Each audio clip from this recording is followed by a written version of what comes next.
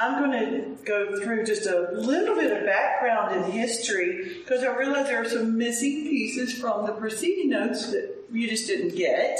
As I'm working on in a fuller format, I have a whole list of spa ingredients and just kind of a shopping list, if you will. They would be things that you'd have in your cupboard, most likely. You would probably have oats. You would probably have almonds. You may have in your herbal apothecaries, you might have some milky stage oats and some rose petals. And so these are the things that I have listed. You all know lavender and the aroma therapy that we get from it. And we also know, if we go a little bit deeper, that it has antiviral properties. Aha.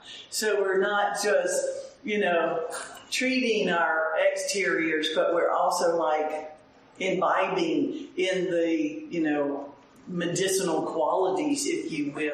It's relaxing to the gut, and it treats trauma. The rose facial stew. Oh yeah, I've got several recipes, and this one I was going for the more mature skin. I'm in that category now, and I thought the rosemary would be awesome because I'm getting to breathe it as well, so it's really helping my veins, my vascular system, and I feel like the rose hips do provide a lot of collagen building properties, and I thought rose hips would be awesome. Osmotic pressure that will go in. That's why it makes that wonderful ginger honey that some of you know and love.